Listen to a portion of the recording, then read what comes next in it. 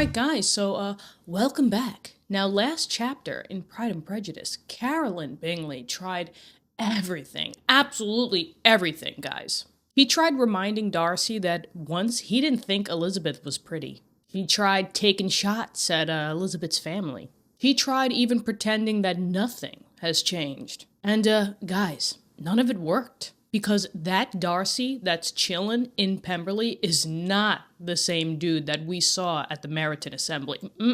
And I don't think that Elizabeth is the same either. I feel like we've officially reached the point in this novel where she stops asking herself, do I respect Mr. Darcy? Now she's quietly wondering, what would life actually look like with Mr. Darcy? Which is a very, very different question. I'm also really interested as to where Jane is going from here, guys. Because honestly, at this moment, things feel a little bit too calm. We might almost need Mr. Collins to come in and shake it up a bit. Now, at the present moment, everyone is getting along. Darcy and Elizabeth are actually enjoying each other's company, guys.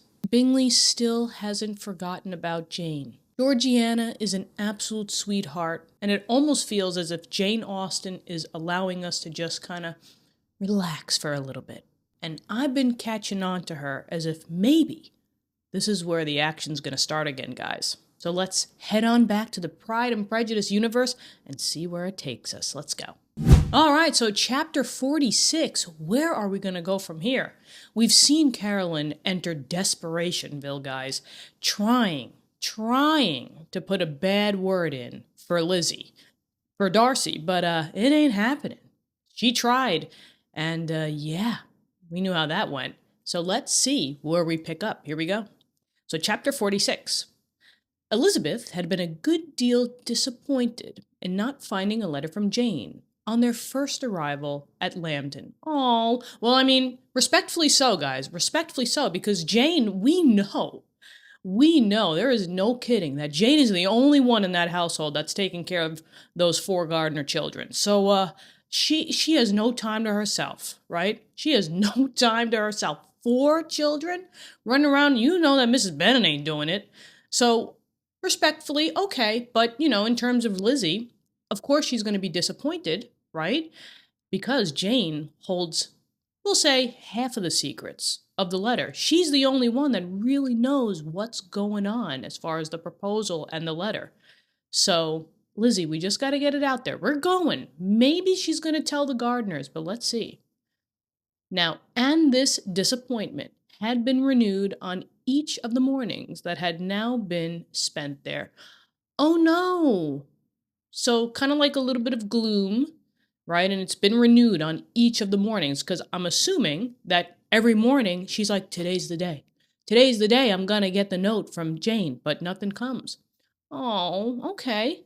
But on the 3rd, her repining was over, and her sister justified by the receipt of 2 letters from her at once. So, yay, are we going to see those letters? I need to see those letters. But probably most of the letters are going to be, the 4 kids are just going all over crazy. Mary's doing Mary things. Kitty is, Kitty's being Kitty. If she even calmed down by now, which I think she has. Mommy's going crazy. And Dad's in the library. I mean, what else? But let's see. So, one of the letters, on one of which was marked that it had been missent elsewhere. Okay, so Jane did have time, guys. Oh, so even after trying to rear 4 children, right, in the amount of time that the Gardners are away, trying to make sure that they're happy and they're playing, and kids are just great, guys. But so she sent it, and maybe she, accidentally put the wrong address because she's the only one that's watching the 4 kids. Kids, kids can get at you. So, one was missent, and Elizabeth was not surprised at it, as Jane had written the direction remarkably ill. Guys, exactly what I said, written the direction, so I'm assuming she just written where it was going completely wrong, remarkably ill. But that's what trying to take care of 4 kids will do to you guys. So, yeah, we can't really blame Jane because there's a lot going on at home. There's a lot going on. Now, the question that I have is, are we going to see these letters? But let's see. Let's go. Now, they had just been preparing to walk as the letters came in. So I'm assuming this is now Elizabeth and the Gardners. They're going out. They're walking around town, maybe meeting up with friends. So we'll see. And her uncle and aunt, so that's the Gardners, Mr. and Mrs. Gardner, leaving her to enjoy them in quiet. Oh, okay. Set off by themselves. Yeah, I could see that. Now she's all by herself. So let's open those letters. Come on, Lizzie. You're all by yourself. Open those letters. Let's see. Now, the one Miss sent must be first attended to. Maybe it was the first one that was written, right? So, yes, it had been written 5 days ago. Okay. So and actually, I mean, that's pretty fast for 1800s, early 1800s, depending on the debate as to where we're talking. We're talking late 1700s, early 1800s. But 5 days, I would say that's pretty quick to get the mail from one place to another. So good on them. Good on the postmen, postwomen, whoever, right? Now, the beginning contained an account of all their little parties and engagements, with such news as the country afforded. Okay, so there's still some parties, there's still some engagements. The militia has gone away from Meryton. They're moving on to Brighton, guys. What is Lydia up to? But there's still little parties, little engagements here and there. Cute, small talk, I would say, right? But the latter half of that first Miss sent a letter, which was dated a day later and written in evident agitation, gave more important intelligence. It was to this effect. Now, we don't know if this is maybe the real wording of what Jane's in the letter. I'm reading it as it was to this effect, meaning this is how it kind of went down. But for what it is, we're going to get the details, guys. We're getting the tea. Let's do this. Now, I don't know. I mean, what could agitate Jane, right? What could agitate Jane? Maybe her mother's acting up, but that's no surprise. Maybe, who else? Mary, it's definitely nothing to do with Mary. Kitty, I would say nothing to do with, and Mrs. Bennet, no way. And it's obviously not Bingley, because Bingley's here at Pemberley. So it has to be something with Mrs. Bennet or Lydia. And gosh, if it's Lydia, I'm going to explode. Please do not tell me. Okay, let it just be Mrs. Bennet just acting crazy. And yeah, okay, let's just turn the page, guys. Let's just turn the page. Here we go. But it's in evident agitation. Oh gosh, here we go. So what is it gonna, okay, now this was, I believe, in the first part it was the header of this chapter. So maybe this is foreshadowing for something. Someone might be going away in a carriage. Let's see. Maybe this has something to do with, if it's evident agitation, maybe Elizabeth's in that carriage, because look at that smoke and the horses are going crazy. Something bad had to have happened, guys. If I'm thinking about it, so it has to be Lydia. Lydia, what are you doing? I don't like this. But here we go. We're going down the road, guys. Now, yes, this is the latter part. So this is the lower part, the agitated part. So since writing the above, dearest Lizzie, something has occurred of a most unexpected and serious nature. Guys, my heart is already like, I don't like this. I don't like this at all. It's Lydia. It can't be anybody else. Okay, we know thank you from you guys that 16 at that time was the age of where you could get married. Okay. Let's continue. But I am afraid of alarming you. Be assured that we all are well. Okay, we're all well. So nobody's sick, nobody's hurt or anything physically. That's what I'm bringing it as. What I have to say relates to poor Lydia. Okay. she made a dumb decision. She made a dumb decision, and okay, what are we doing here? She's well, though. She's well. So, some decision. What are we doing in Brighton? She hooked up with the militia dude, right? And I don't even want to think about anything. Honestly, let's just let it roll, guys. Let's just let it roll. An express came at 12 last night, just as we were all gone to bed, from Colonel Forster to inform us that she was gone off to Scotland with one of his officers? First off, who's the parents? Who's the... we've been talking about this. Who's the parental figures? The Forsters. And now Colonel Forster is writing to Jane or Mrs. Bennet or whoever it was addressed to. It had to have been addressed to Mr. Bennet, right? Because of what I've learned from you guys. But he's writing to him. Where was the guidance, guys? Okay. All right. Let's take a deep breath. Kiki's gone crazy. Let's ring it back in. Here we go. So let's just read that last one. Just as we were all gone to bed, from Colonel Forster to inform us that she was gone off to Scotland with one of his officers to own the truth.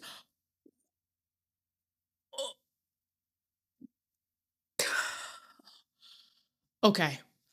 With Wickham. Guys. No. No. No. No. Kiki? Yeah, this ain't gonna happen. What the Guys, what the actual no way. Okay. I'm done. I'm done. Let's wrap this up. I'm done. Yo, what now? What is the point? What is the point? What's his prerogative? We know that he's just trying to get the money. Maybe he thinks that Lydia might have more money than she really does. I don't know. I don't think he knows about the entail, guys. But, of course, Lydia acting like Lydia, it just happened.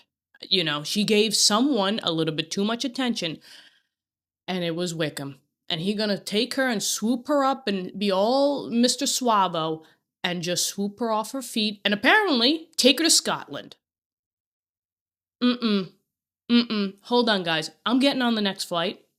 I'm going back 200 years. I'm going on the next flight, and we're going to bring Lydia home right now. Let's keep it going. Imagine our surprise. To Kitty, however, it does not seem so wholly unexpected. I am very, very sorry. Okay. Yeah, everyone's shocked. Everyone's shocked. You know, and maybe, I don't even know, but maybe Mrs. Bennet is, well, clearly it says here, imagine our surprise.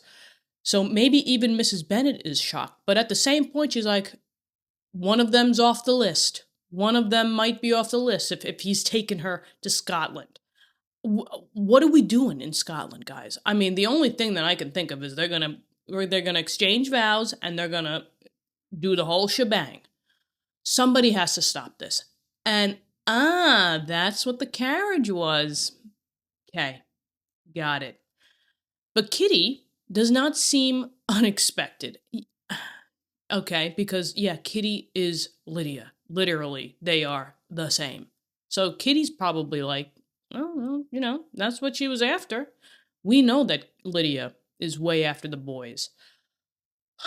But I love how I love how Jane says, I'm very, very sorry. I'm very, very sorry to inform you of this whole thing. So, oh gosh, let's keep it going because it's not over. So imprudent a match on both sides. Yeah, because at the end of the day, he's part of the militia, and we've talked about from Mrs. Gardner that he won't be able to support a living for Lydia. So, from what he can bring to the table, you know, minus everything that he's about, guys, it ain't prudent, right? It's not wise, it's imprudent. And Lydia's only 16. I'm done. I'm done. Okay, let's keep it going. But I am willing to hope the best, and that his character has been misunderstood. Jane, J- Jane, no. Even in this moment, after everything that Elizabeth has told you about the letter, about Darcy and Wickham and what he's doing, right? Because he's probably, under the character types that he doesn't feel any shame, he doesn't feel any empathy, and he will do whatever he needs to do to make his life better for the least amount of work. But still, Jane is Jane. And even after all of that, she's basically saying, well, I hope that, I hope them the best, and that maybe we're the ones that don't understand him. Girl, we understand him, okay? Yeah. But that's Jane. Thoughtless and indiscreet. I can easily believe him. Yeah. Thoughtless, so kind of acting on a whim, because it's very quick. I mean, Lydia was there for what, guys? And indiscreet, meaning, how he is personality-wise. He's not discreet. He's he's the extrovert, as per what everybody sees, that he loves to be around people. He will talk you into doing whatever he wants you to do. And the only one that saw it was Darcy. Let's continue on. So thoughtless and indiscreet, I can easily believe him. But this step, and let us rejoice over it, marks nothing bad at heart. Jane, let us rejoice in it, that they might elope or they might get married in Scotland. Jane, this marks nothing bad at the heart. She's trying to think. She is trying to think of why Wickham would do this. And maybe if he knows that Lydia can't bring really anything to the table other than her small amount of dowry, right, whatever that amount is, that of course he loves her, because why else would he get with her? Yeah, Jane just, oh gosh. And I guess because if she's going to now be with Wickham, it's kind of like off the table that Lydia is not going to be a Longbourn anymore, and she's going to be successful, quote unquote, because she's married. But let's keep it going. Now, his choice is disinterested, at least, for he must know my father can give her nothing. Ah, yes, okay, there it is. So his choice, meaning Lydia, is disinterested the least, because he must know. He must know that, Mr. Bennet doesn't have anything to give. He can't give the estate, and even if that's the case, Lydia is the youngest. He would know that Lydia is Elizabeth's sister, who's older. So is he trying to get back at Elizabeth to keep him around so that she has to now see him for the rest of her life? I mean, someone like that would do something like that, guys. That's not how we play. We don't play those games. But let's keep it going. Our poor mother is sadly grieved. My father bears it better. How thankful am I that we never let them know what has been said against him. We must forget it ourselves. Jane, this is now, a true character flaw, that Jane just wants to keep the peace, and she clearly knows the truth. Now, once again, it's coming from Darcy, but Darcy got stuff to back it up. And it's more believable that Darcy's side is the objective truth over everything that we know about Wickham. But Jane just wants to keep the peace, right? We must forget everything that Elizabeth went to her about the letter, about what he's all about. And it's interesting that her poor mother Mrs. Bennet is sadly grieved. Now, I would think that she would maybe take it better because Mrs. Bennet just wants her daughters to get married off. But maybe she's thinking that deep down inside, Wickham is just not the right dude. That with his amount of money and everything that he's got, as far as like being in the militia, and he's not a gentleman, he doesn't own land from what I'm remembering, that he can't give that life to Lydia. And that would be the only thing that I could come up with as to why she's grieved about that. The choice just isn't right. But Mr. Bennet is showing his true colors because he's bearing it better because guys, we know he's not caring. He gave up. He's in the library. He's like, "Oh, Lydia left? Lydia left? Okay. Okay, that's good. What's for dinner, dear?" I mean, come on. But yeah, how thankful am I that we never let them know what has been said against him. Yeah. AKA everything that went down in the letters, because that would have been a thing. Let's continue on. It keeps going. They were off Saturday night, about 12, as is conjectured. So they ran off Saturday night as to their conjecture, so their like hypothesis. So it could be around that time. But were not missed till yesterday morning at 8. So we got 8 hours of Lydia's gone. Nobody cares about Lydia? It happened maybe at what? Actually, hold on now. They were off Saturday night. Yeah, nighttime. So it has to be midnight. 12, I would assume. I don't think we're on the 24-hour clock, guys. So Saturday night, 12, midnight.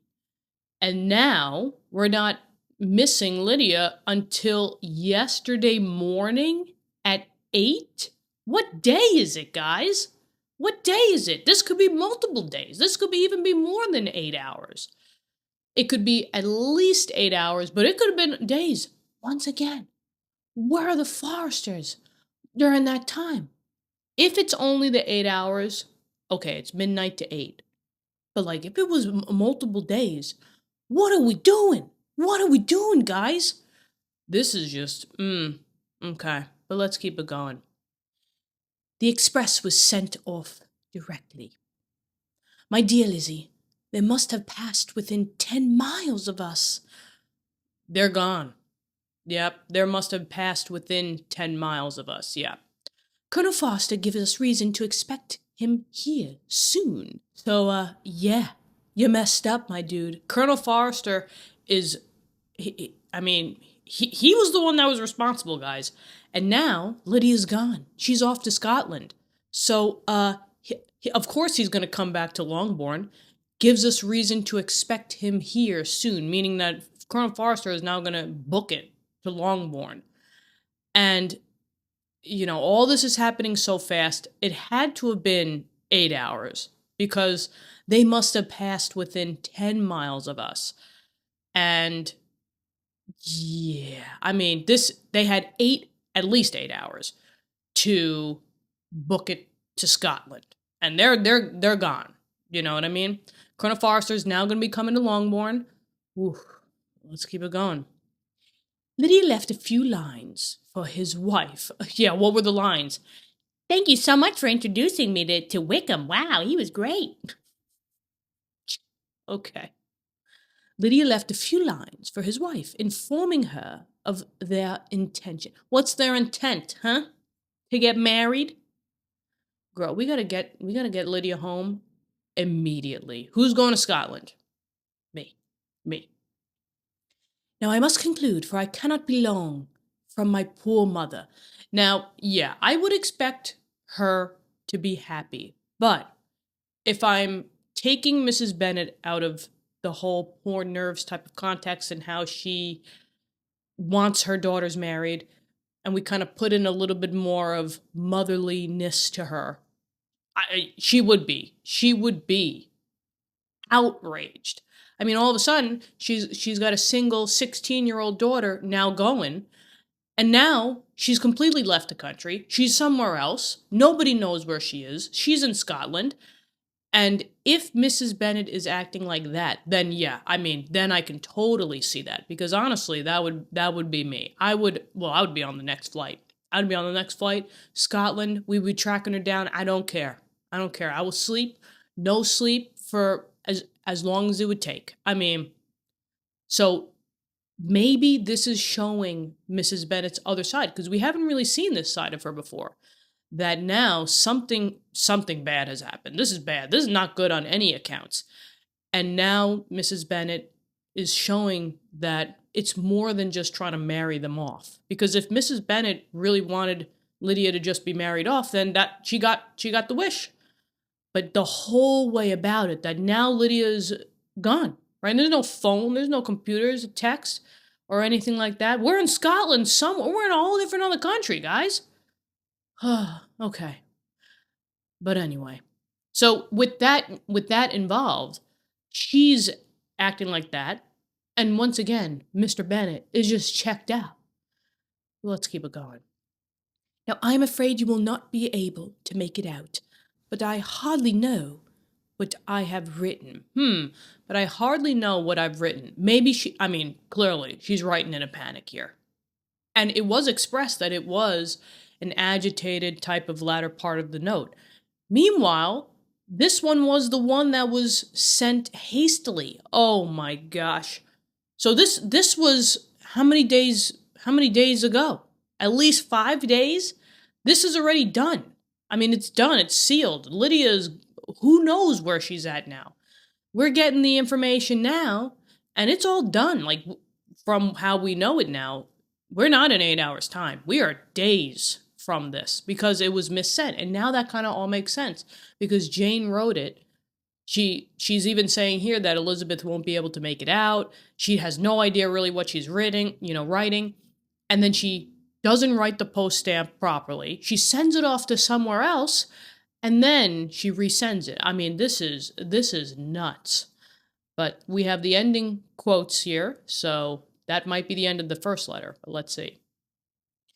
Now, without allowing herself time for consideration, and scarcely knowing what she felt, Elizabeth, on finishing this letter, instantly seized the other, and opening it with the utmost impatience, read as follows. Now, she's done with the first letter.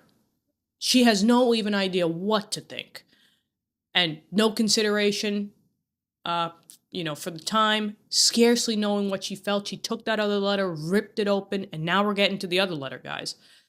It had been written a day later than the conclusion of the first. Oh boy. Okay.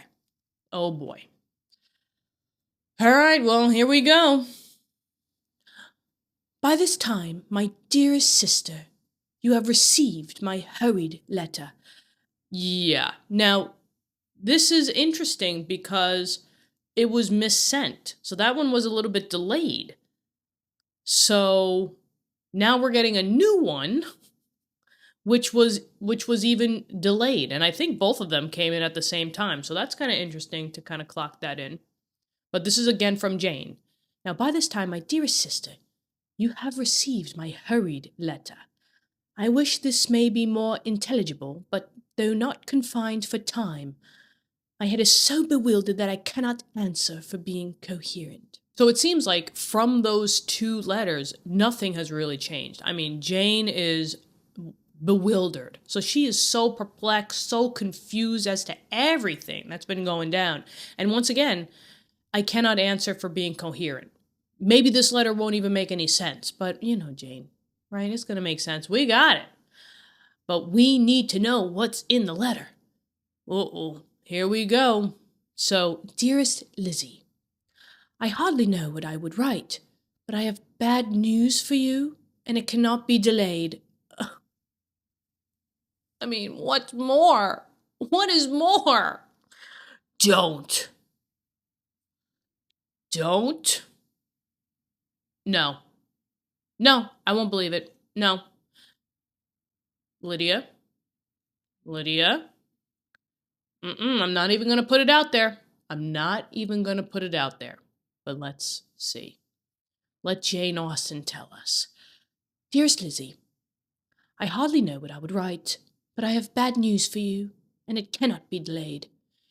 Imprudent as a marriage between Mr. Wickham and our poor Lydia would be, we are now anxious to be assured it has taken place, for there is but too much reason to fear they are not gone to Scotland. Now, wait. Hold up here, because this is where Jane Austen, she gets me. But let's see if I can do this. Now, the last part is what I'm most confused about. Imprudent as a marriage between Mr. Wickham and our poor Lydia would be. Yeah, that's the truth. It would be unwise. This is just crazy. Crazy talk, crazy town. This is just not a wise marriage.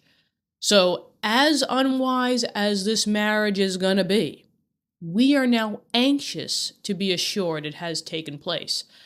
So we are now anxious to be assured. We are hope that it has taken place. So they want this marriage to be, I guess, going on. For there is but too much reason to fear they are not gone to Scotland. So Wickham and Lydia left, right, overnight, in the night. We still have no idea where they are. They thought they were going to Scotland to get married. And then that first letter, Jane, being Jane, was like, oh, I hope they're okay. Now, from what I'm getting at is they're going away, they're going to Scotland, they're getting married, but now Lydia is kind of like off the Bennets, out of the 5 Bennets, she's now married, and she's kind of like successful in the terms of Mrs. Bennet. But now, we're not going to Scotland, but we think that the wedding is still going on. Now, I can understand that if you go away with someone, especially back in those days, if you're going away with someone, girl, you better be marrying them. That's what I think. I think because what I'm learning from you guys is that reputation is everything. And gossip is the gossip of the gossip, and everybody's going to know your business. So maybe, clearly, it's going to get out that Lydia has gone wild off with Wickham. And I think the better of the two is if, for this case, that she goes off and she gets married. Because now she's Mrs. Wickham, and it was kind of like planned, I guess. But if Lydia is now running off, and there's no marriage, that reputation is going to be tainted.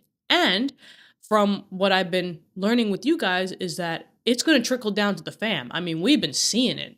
And now this whole, what better time for this to happen, guys? Because Elizabeth and Darcy are getting closer together, and Darcy's trying to get in with Lizzie's family, especially the Gardners.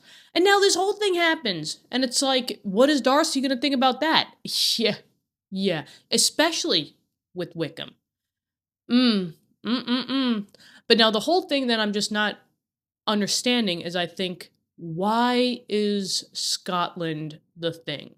Now, I remember in the comments somewhere, the only thing that I can go off of is that you guys told me that there was like a period where you had to wait. I don't know. Did Scotland not have that? Because if that's the case, then that makes it. That's a check. Because if Scotland doesn't have any restrictions as to how fast you could get married, this is like the Vegas of Regency era, guys. They're going to Vegas. Seriously. So they're going to Scotland, they're going to Vegas, if that's the case. So if it isn't, please let me know. But apparently, they didn't go to Scotland. So now they know that Lydia's been running around. If she's still in England, there is that restriction on how quick you can get married. So I'm kind of seeing it, but let's keep it going, guys. Now, Colonel Foster came yesterday, having left Brighton the day before, not many hours after the express. So, yeah, because Lydia is running off, this is the big trickle effect, because she's not only going to ruin, if she didn't get married, she's not going to only ruin her reputation. She's going to ruin her whole entire family's reputation. And she's also going to ruin Colonel Forrester's reputation, because he was the one that was supposed to be taking care of her and looking out for her. Now the question is, will Wickham's reputation be ruined? I mean, the dude's reputation's already in the dirt, okay? So it's fine to just, kick some rocks over it. So, yeah. Let's keep it going. So, of course, he's going to act in the quickest of the flashiest of the flashest. But let's see. Now, though Lydia's short letter to Mrs. F, okay, gave them to understand that they were going to Gretna Green, something was dropped by Denny expressing his belief that W, Wickham, never intended to go there, or to marry Lydia at all, which was repeated to Colonel F, Colonel Forrester, who instantly, taking the alarm, set off from B, Brighton, intending to trace their route. Yeah, okay. Now this is where I love this, because this is showing how frantic Jane is, because if she was not frantic, she would be writing down the word Wickham or Brighton or Forrester. She don't even got that time, guys. So I can see that, and I like that about Jane Austen. So that's pretty cool to pick up. But now let's just see that. Okay, so we know that Lydia sent the letter to Mrs. Forrester. It was very quick. And in the letter, it was an understanding that they were supposed to be going to Gretna Green. Now, I'm assuming that's in Scotland. Now, something was dropped by Denny, who's also in the militia, who was at Brighton, expressing his belief that Wickham wasn't going there. So this is what he said, she said, guys. Maybe Wickham was like, hey, we going to Gretna Green to Lydia. And Lydia's like, oh my gosh, this is going to be so exciting. Yes, yes, yes, I'm only 16. What could possibly go wrong?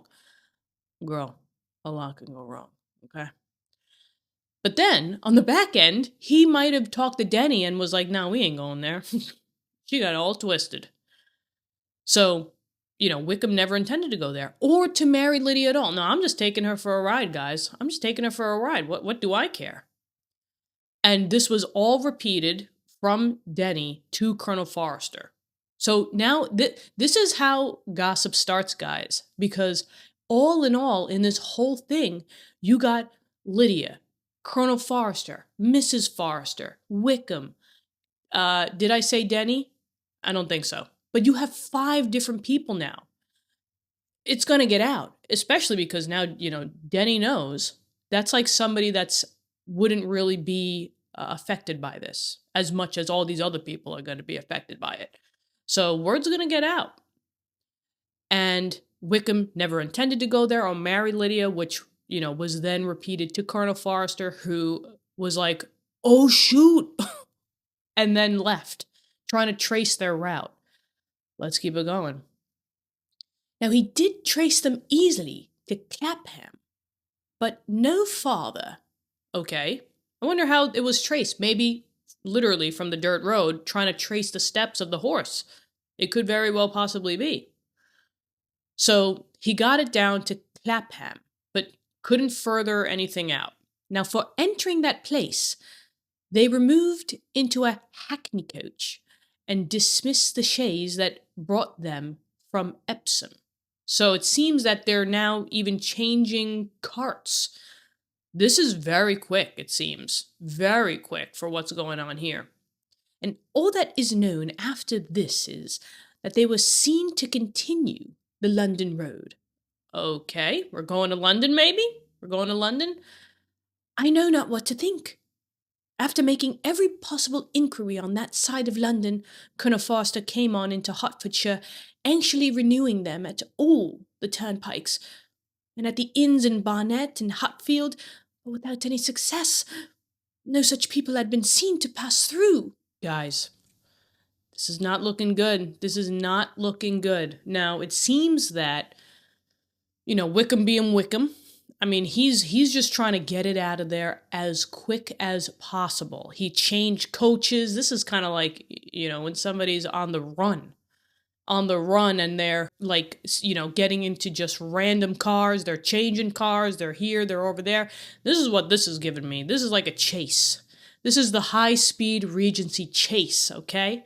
Because now they're changing. They went from a chaise to the hackney coach, which from you guys, it's much more lower level than a chaise. So, maybe the wheels are different, the horsing is different, so it's going to be harder to track these two. Now, what else do we know? Now, all that is known after this is that they were seen to continue the London road. So maybe they're going towards London, and she doesn't know what to think. I mean, what can you think in this time? You don't think, guys, you do. Like, this is what you're just doing, okay? Thinking is for afterwards for this. And this is from Colonel Forrester. It seems that, after making every possible inquiry on that side of London. So, he's asking everyone. He's going probably into shops, pubs, wherever else. He's probably like, have you seen this chaise, maybe? Have you seen this hackney coach come by? Have you seen these two people come by? He came on into Hertfordshire, anxiously renewing them at all the turnpikes. Now, turnpikes that I know of are like very big highways along the United States. And usually with turnpikes, you have to pay like the tolls. So maybe he's going to these people. Like if there's tolls or anything around, from passing from Hertfordshire into some other county, he's asking those people. He's going to the inns in Barnet and Hatfield. Those are probably different other towns. No success. This is not looking good. Because keep in mind, no phone, no text, no nothing. They're ghosts. Like, they're gone. Is this the end for Lydia, guys? This can't be the end for Lydia. Come on. No such people had been seen to pass through. I don't like this. I don't like this. When did this book turn into like a mystery like this? I didn't sign up for this. But I love mysteries though. But she's just dragging my emotions. But I'm loving it. But let's keep it going. Now, with the kindest concern, he came on to Longbourn. So I'm assuming this is Colonel Forrester. With the kindest concern, okay? Don't be playing that way. Don't be playing that way. She was under your care, okay? With the kindest concern, he came on to Longbourn and broke his apprehensions to us in a manner most creditable to his heart. Once again, don't be coming in with that, okay? Because you could say whatever you want to say, but she was with you guys, okay? So there's got to be some blame. Lydia is to blame for her actions, but she's also 16, and she was with you guys. So, yeah. I am sincerely grieved for him and Mrs. F. Jane. Okay, but we'll give it to her. We know who Jane is. So I am sincerely grieved for him and Mrs. F., but no one can throw any blame on them. This is the difference. I am not Jane. Clearly, if you haven't seen that by now, I am not Jane. No, I'm not down with that. I'm not down with that personally. No, there is some blame for them as well. Because this wouldn't have happened without you asking Lydia to go. So Lydia wasn't going to go unless you invited her. So, yeah. But that's Jane, and we can understand it. Our distress, my dear Lizzie, is very great. My father and mother believe the worst, but I cannot think so ill of him, meaning Wickham. What is, guys, are we talking about something are we talking about something that's a huge decision that should be thought of after marriage? I don't know. I don't like this at all, because if that's occurring, I can't even think about it. I don't even want to think about it. I'm not going there. My brain is not going to go there. But we get what's going on. Unless it's stated, unless it's directly stated, then we'll go there. But I think that might be the worst, if you're catching my drift. Because if there's no marriage and there's a baby, right?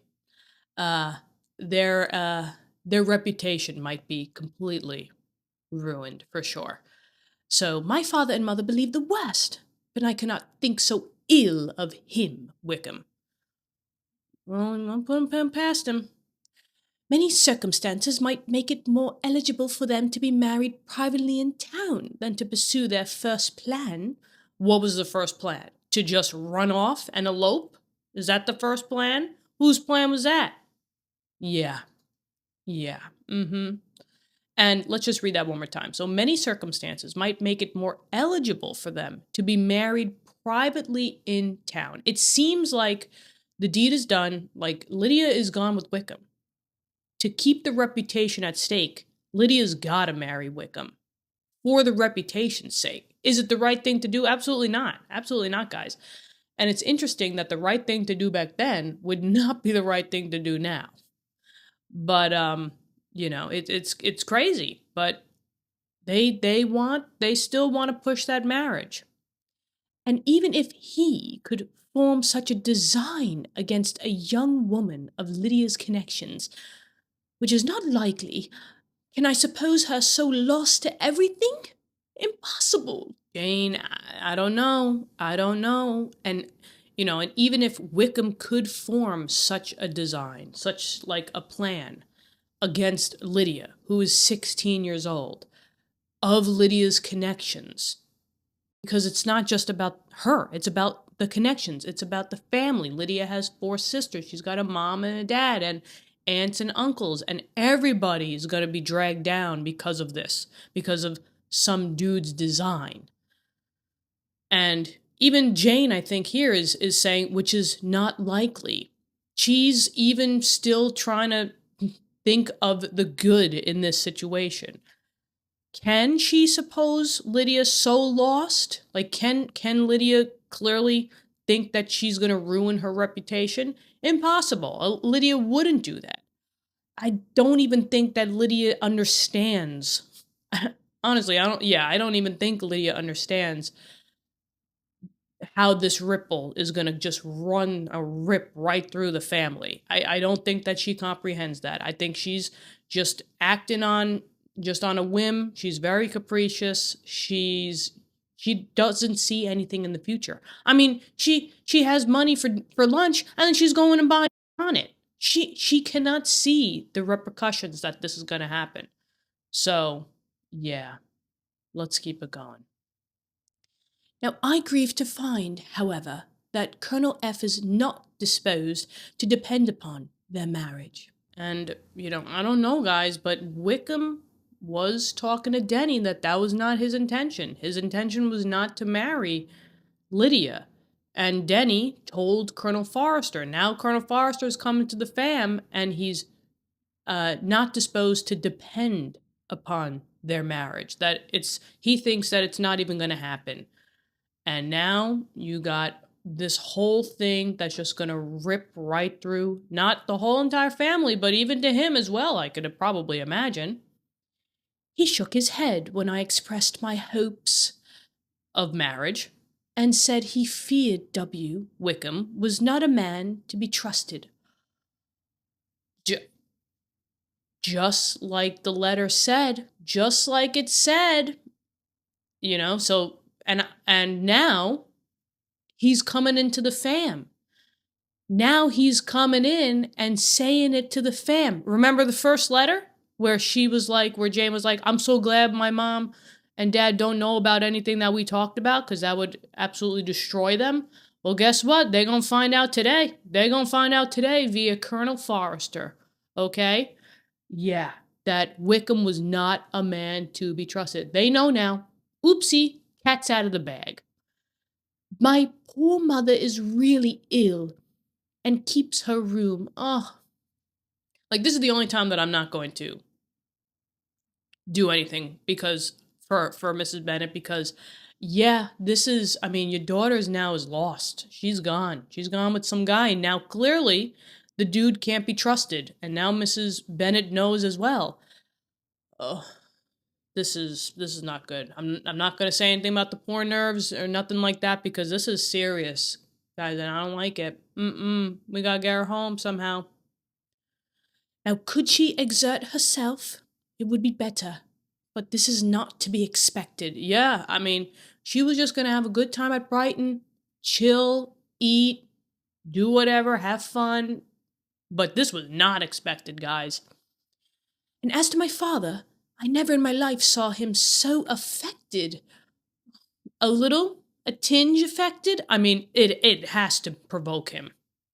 Now that the cat's out of the bag, that Wickham is not who he was supposed to be, now it took that amount to get affected, Mr. Bennet?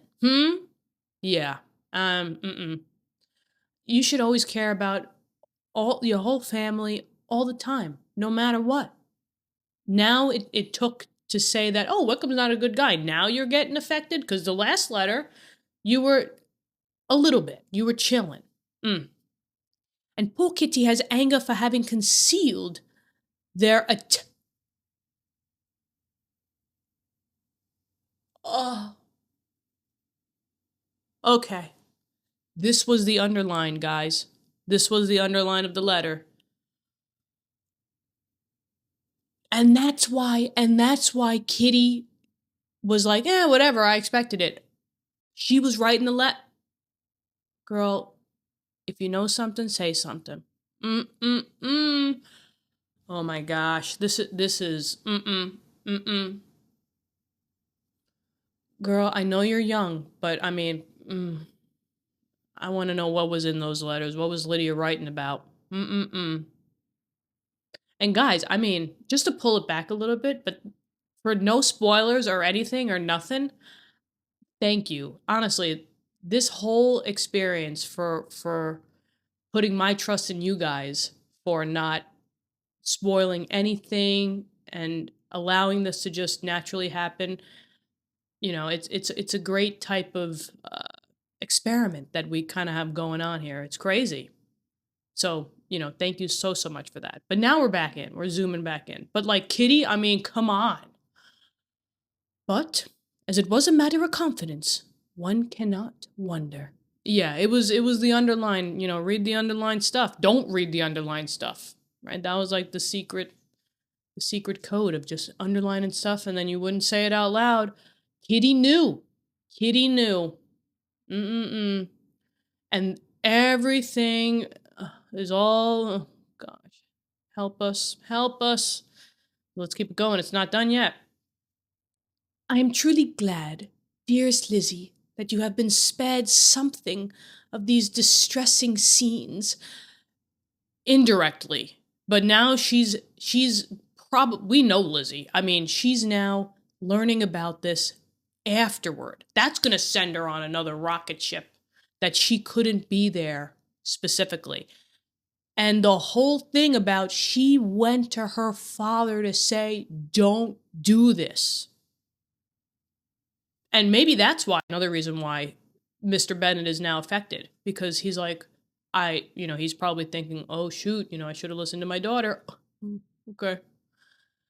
But Lizzie's going to go on another rocket ship because now she's going to be in her head. She couldn't do anything about it.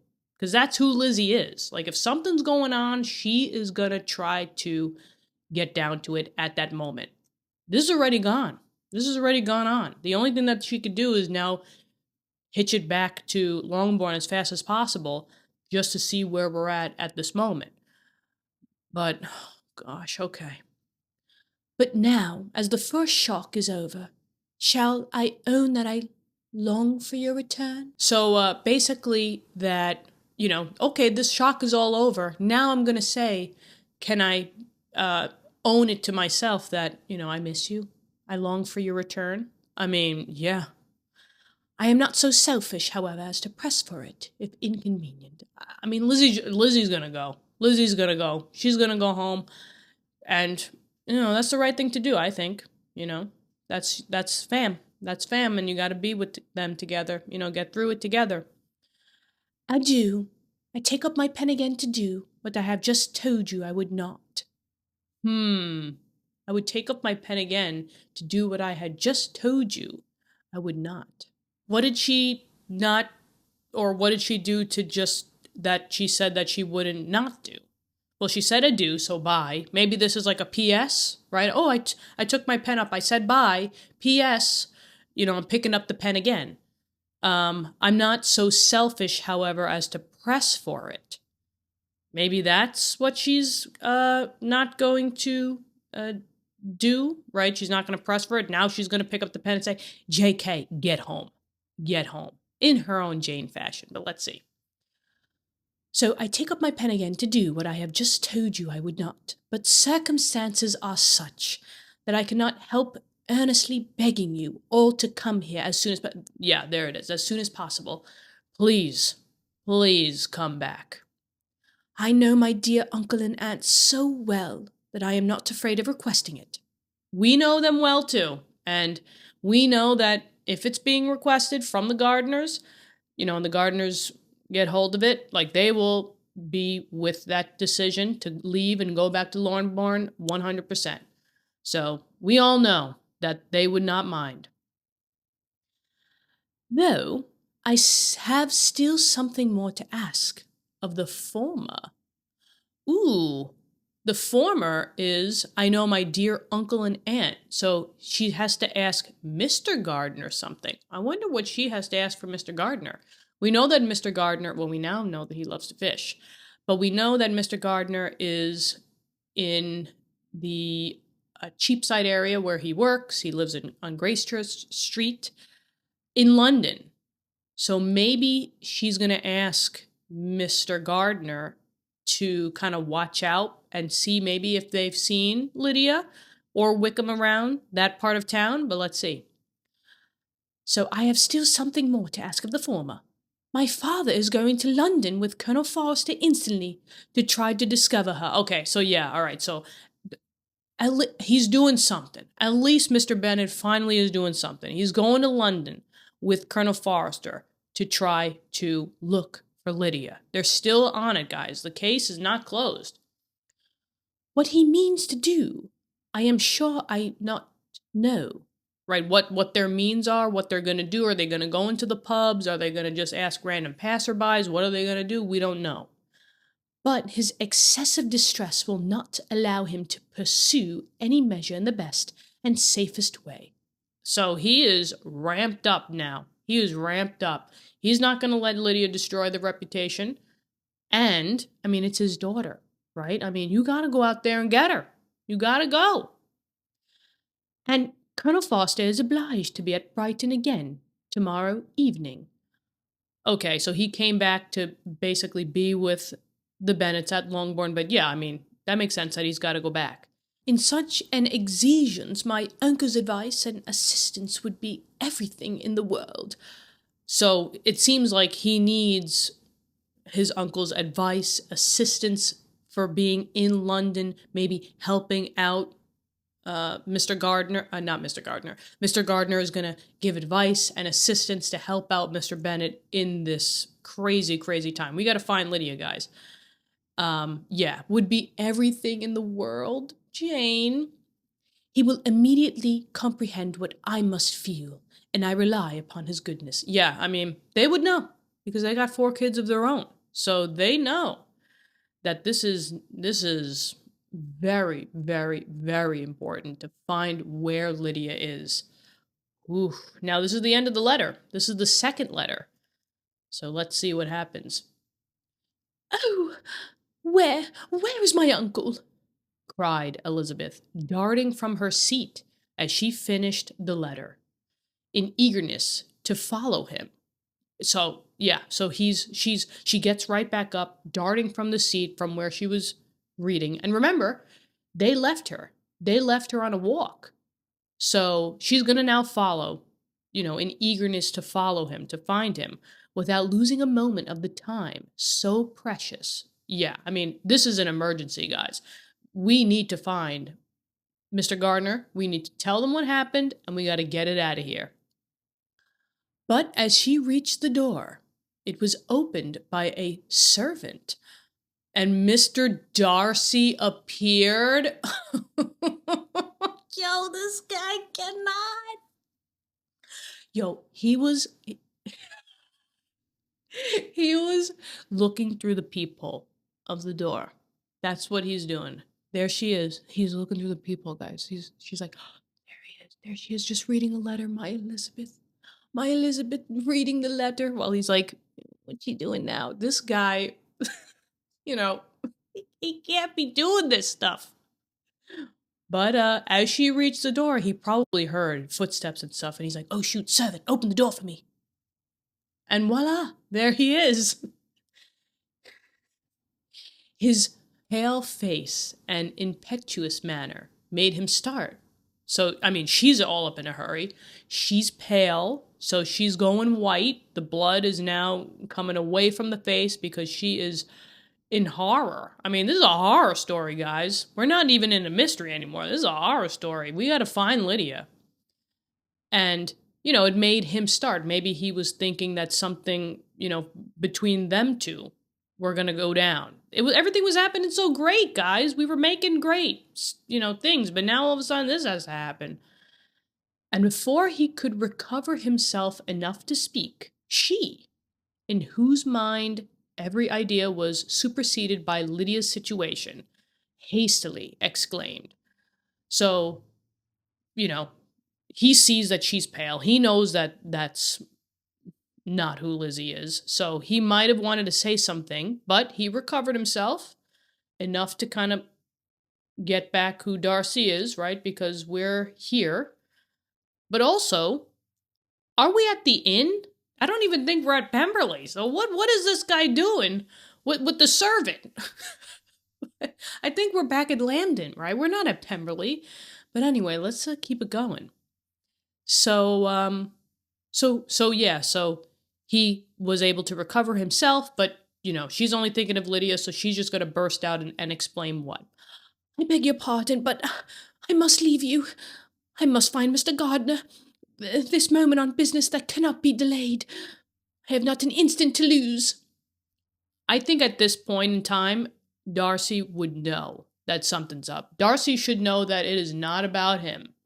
She is pale. Something is going on. We need to find the fam. So let's see. Is he going to say something? But it's clear that something is very wrong. Well, let's see. Oh.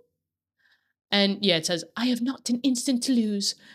There's the servant. There's Darcy with his little hat in his hand. Looking through that peephole. Okay. And there's Elizabeth just not looking too good. But here we go. Oh, so we have some glasses, guys. Even though in the illustrations there's no glasses, but that's how we started it, so that's how we gotta end it here. Good God!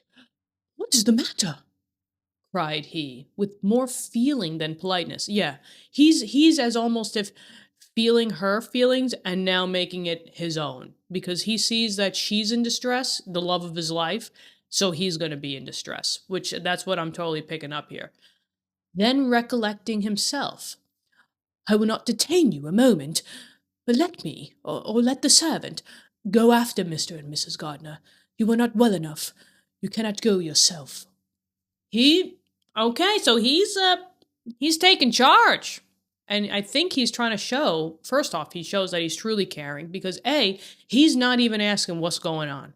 What's the matter? What's the problem? He's not asking. He sees it for what it is, and he's like, this has to be dealt with immediately. I'm going to get my peeps. I'm going to get my peeps, and we're going to go and find them. So he's taking charge. He's being respectful as to not ask what's going on, and he's showing that I got you. I got you. We're going to work through this together. Whatever it is, he doesn't know what it is, but we're going to get through it. Dude. Well, let's keep it going. Now, Elizabeth hesitated because that's our Lizzie. She's like, I don't need no help. I could find them. I could find them by myself.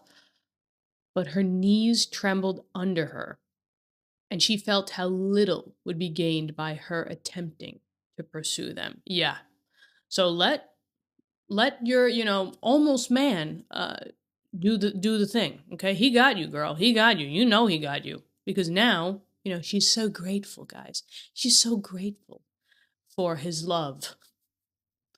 But, yeah, so she can trust him, right? So calling back the servant, therefore, she commissioned him, though in so breathless an accent as made her almost unintelligible. I mean, she is... Basically, she's at the point where she can't even talk anymore. Her tone, her accent is making her just so unintelligible, and you can't even, maybe it doesn't say here that she's profusely crying, but usually when you're profusely crying and you're trying to say things, nobody can understand you. So she's in a wreck. To fetch his master and mistress home instantly. So I'm assuming in this, she's calling the servant, so Darcy's servant, or the servant of the inn, that, she commissioned to them. So I guess not in terms of like pay money. Why would you pay money for this? But maybe to talk about it or something like that, to give instructions as to what to do, get Mr. and Mrs. Gardner back here. To fetch his master and mistress home instantly. So yeah, I don't think this is a servant of the inn where they're staying, I'm assuming, to get them. So let's see what happens. Now, on his quitting the room, the servant, so he left the room, she sat down, unable to support herself. I mean, yeah, and looking so miserably ill that it was impossible for Darcy to leave her. Yeah, he's not going to ask. I mean, maybe he will, but as of right now, he has not asked. And I don't think that he would, right? Because being there and showing that you care and that you love someone, you would be quite enough fine to just be there for support. And that's what she clearly needs. I mean, she's miserably ill. It's And he's going to be there. But let's see. So that it was impossible for Darcy to leave her, or to refrain from saying, in a tone of gentleness and commiseration, "Oh," now let's see what he's going to say. Let's see. "Let me call your maid. Is there nothing you could take to give your present relief? A glass of wine? Shall I get you one? You are very ill." Oh, I don't want to swoon over this guy, but okay. This is a very it's a very serious situation that she's going in, and how he's taking this and how he's reacting to what's just been thrown at him. You cannot swoon over this dude, right? Let me call your maid. Is there nothing you could take that will give you any relief? Maybe a glass of wine, shall I say? And back then, that was probably the biggest thing that you could have done to kind of relax your nerves, take the pain away. So, and once again, just like we've been saying, guys, he's not going to ask what it is. He's just going to be there. Kiki, get through this part without smiling. But let's keep it going. So she says, "No, I thank you," she replied, endeavoring to recover herself. That is Lizzie. That is Lizzie. "There is nothing the matter with me. I am quite well. I am only distressed by some dreadful news which I have just received from Longbourn."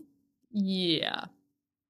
And it's interesting to see, because she's understanding who Darcy is. She is now giving him the information. He's not asking for it. She's literally giving it to him, So that says a lot as well about where she's come from on this whole entire journey.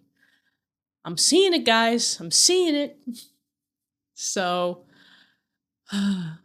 okay. Yep. So, yeah, distressful news, dreadful news, which I received from back home. And she burst into tears as she alluded to it, and for a few minutes could not speak another word. Yeah, there comes the tears. And, everything that she's going through up in her mind. The main thing, first off, she has probably the most concern for Lydia, obviously. But probably in her mind, she's going back to that conversation that she had with her dad.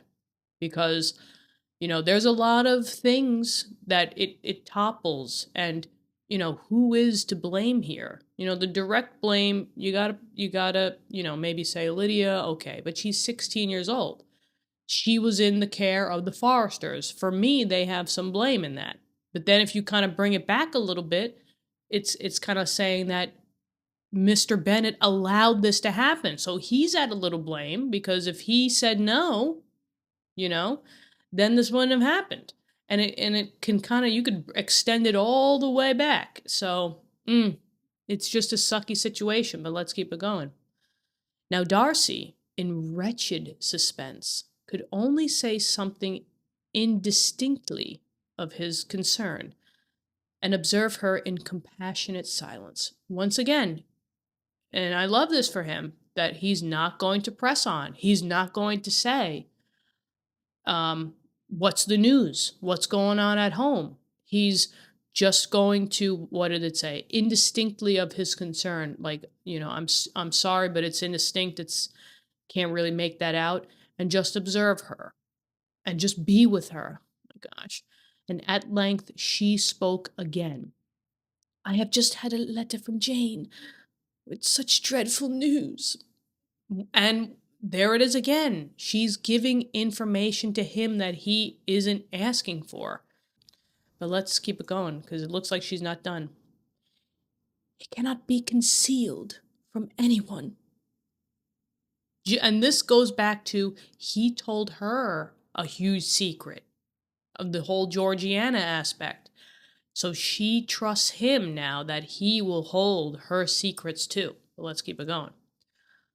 My youngest sister has left all her friends, has eloped. But it's we don't know that yet for a fact, I don't think, right? We hope, we're anxious to know that it's true from what last Jane has written. So maybe eloped back in the day just meant run off, not necessarily married, but let's see. So they, has eloped. My youngest sister. And also, before I want to go forward here, it's interesting that she's giving all this information about her family in which he has the objections towards, which he pushed past on.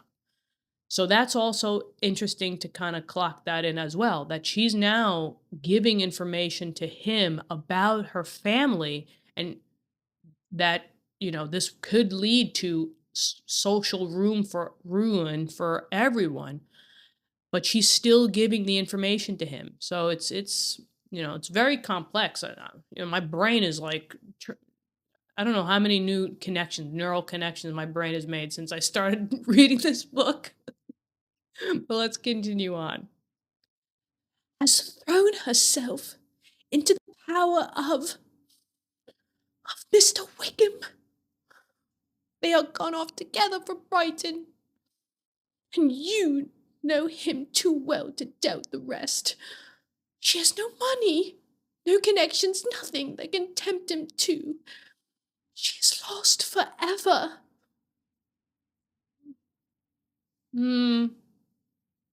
Yeah. And Darcy was fixed in astonishment. Yeah. Because of everything that he knows about Wickham.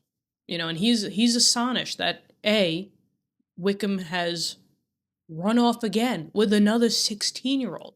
And this time, it is going to fruition for him. The first one was Georgiana, and that was stopped. And this whole thing, once again, it could have been stopped, but Kitty didn't say anything. Or I don't know if we could go the full extent of being stopped, but at least Kitty knew something. Oh, gosh. But yeah, they've gone off together from Brighton, because that's where Lydia was, obviously. Yeah, you know him too well to doubt the rest. No connections, nothing that can tempt him. She is lost forever. And yeah, I mean, this is hard, because yeah, Lydia has no money, no family connections, because of, of who the Bennets are. Nothing that can tempt him to marry her for love, because that's what Elizabeth values on for marriage. And she's lost forever, meaning maybe, she's ruined forever, social ruin. And yeah, I mean, what else? It's just astonishment on Darcy's part, but let's keep it going. Now, when I consider, she added, in a yet more agitated tone, that I might have prevented it, Yes. That's yes. Because we know she was going to go there, guys. We know that she was going to go there with the conversation with her dad. I, who knew what he was, had I but explained some part of it only, some part of what I learned, to my own family. Oh, well, I mean, you did talk to her dad about not going in general, but now we're even getting more specific because she didn't tell who Wickham was. But the thing is if she would have told them, would that made a difference?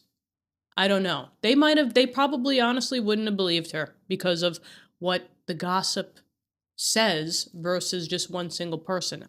Maybe it wouldn't have made a difference, guys, and she would have gone to Brighton anyway. But yeah, had this character been known, this could not have happened, but it is all too late now. Yeah, I mean, she's agitated because she's taken personal responsibility. But honestly, I think she could be let off that chain because she did what she could. She went to Mr. Bennet and just said in general, Lydia shouldn't be going. He was the one that was like, that's fine, let her learn today. Let her make a fool out of herself. Well, now it's come full circle. But we know who Lizzie is. She's going to put the blame on herself, and as she could have done it. She could have made a difference, a better difference, told the family about this. But Darcy comes in and says, I am grieved, indeed. Cried Darcy. Grieved, shocked. But is it certain? Absolutely certain? Because he's all about the facts. He's all about the facts. And maybe he's trying to come at a part here where, let's just take a deep breath in and out. Do we know for 100% certain that this is what it is? Right? Because emotions and thinking rationally, usually they don't go hand in hand. So he's in it, but let's take a step back and just say, is this certain, absolutely certain? And Elizabeth says, oh, yes. They left Brighton together on Sunday night and were traced almost to London, but not beyond. They are certainly not gone to Scotland. Ah, so it seems like they're maybe rummaging around London part. And, we know from Wickham, he did have that stint in London. He was trying to make it as a lawyer back in London. But now he's part of the militia, so he's like bouncing around all over the place. But they certainly not gone to Scotland. And Darcy comes in and says, and what has been done? What has been attempted to recover her? Yeah, because he's going to come in, from what I can guess maybe, that he's going to come in and start taking charge, because that's the kind of guy that he is. Just like he took charge immediately to get the servant to do everything, he's going to now, whoever he needs to talk to and to get at, he's going to do everything in his power to get Lydia back. And let's see. So he asks, what has been done? What's been attempted? And Elizabeth says, oh, my father has gone to London, and Jane has written to beg my uncle's immediate assistance, and we shall be off, I hope, in half an hour. But nothing can be done. Yeah, because, at this point in time, it's too delayed. It's been days now. We were only getting the aftermath of it. I know very well that nothing can be done. How was such a man to be worked on? How are they even to be discovered? I have not the smallest hope.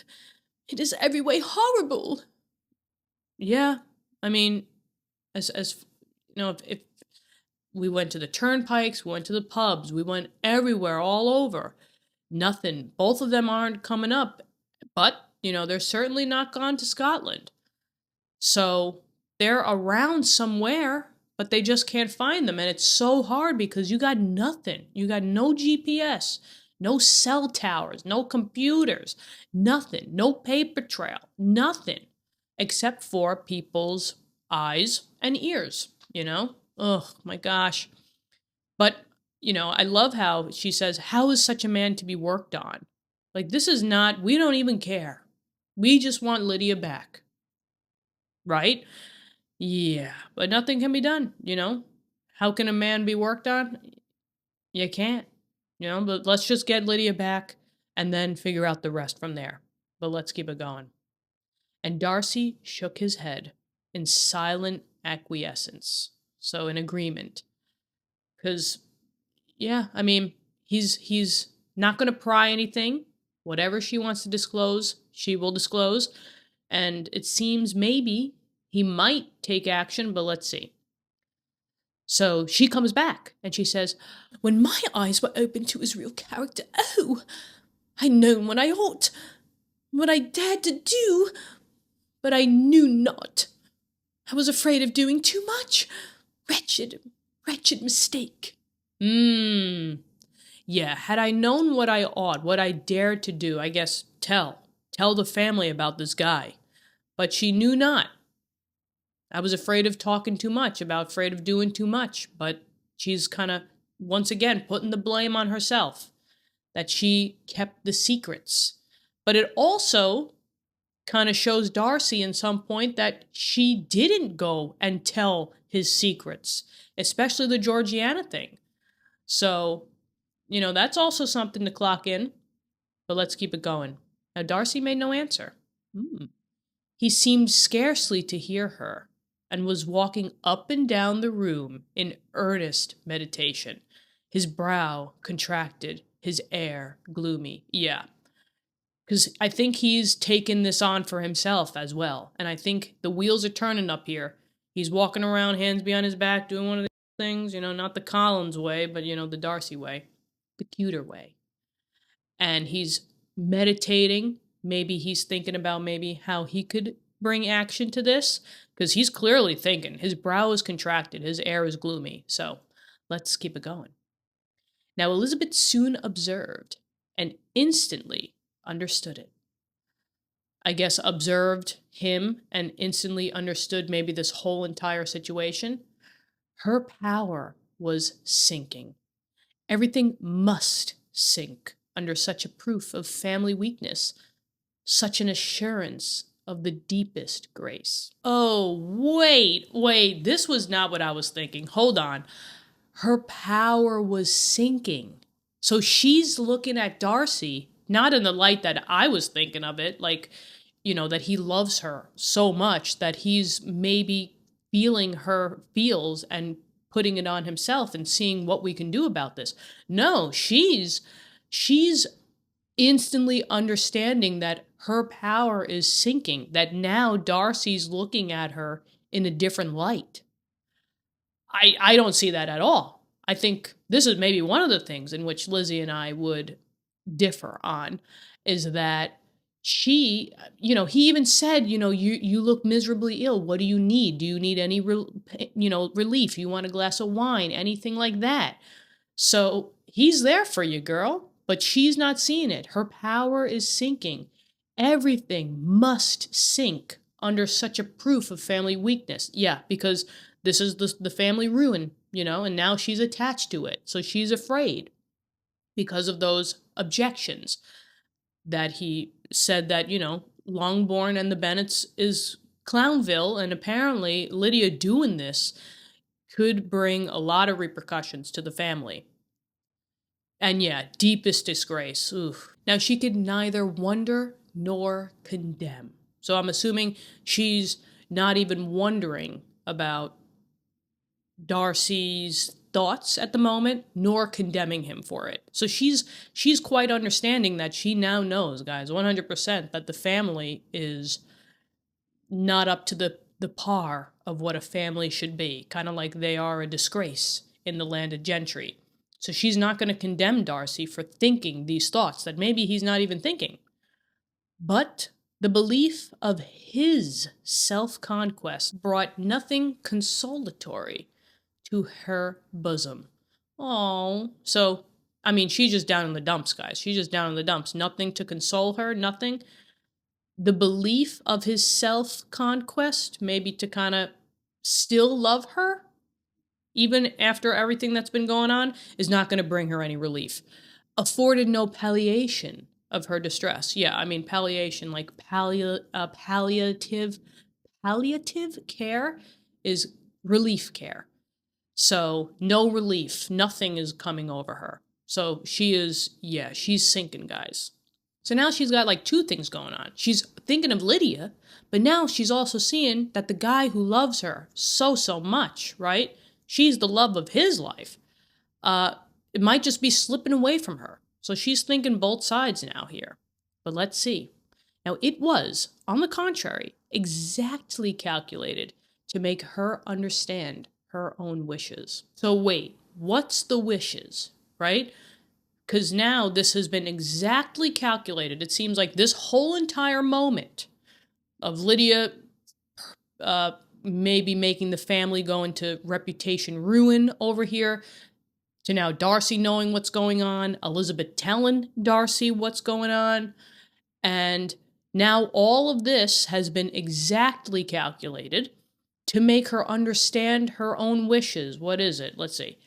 And never had she so honestly felt that she could have loved him as now, when all love must be in vain. Gosh.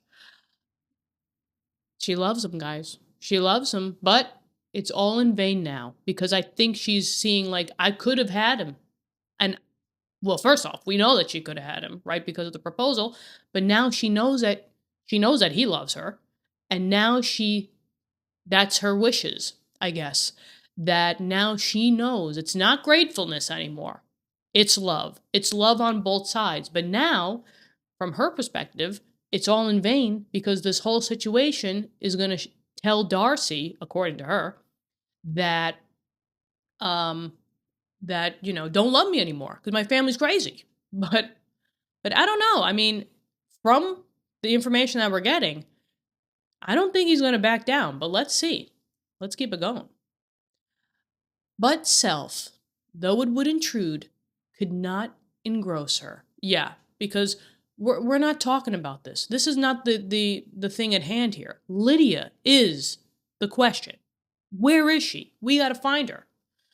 Lydia, the humiliation, the misery she was bringing on them all. Yeah, it's a family ruin, guys. This is social destruction. This is family destruction from one single person. It's crazy. So Lydia soon swallowed up every private care. Yeah, because it's gonna happen. It's gonna ripple off to the whole entire family. And covering her face with her handkerchief, Elizabeth was soon lost to everything else. Oh, even Darcy, basically, Oh, that's basically pacing back and forth and back and forth. So she's just in her thoughts about what's going to come of this. And after a pause of several minutes, was only recalled to a sense of her situation by the voice of her companion, who, in a manner which, though it spoke compassion, spoke likewise restraint, said, what is he going to say? Now, it is from compassion, because, yeah, he loves her, but restraint. Maybe to be more serious about this whole matter, because it's a very serious situation. But let's see. I think, if I had to guess, I think he might form a plan, if I had to guess. But let's see. What is he going to say? Let's see. Okay, so here we go.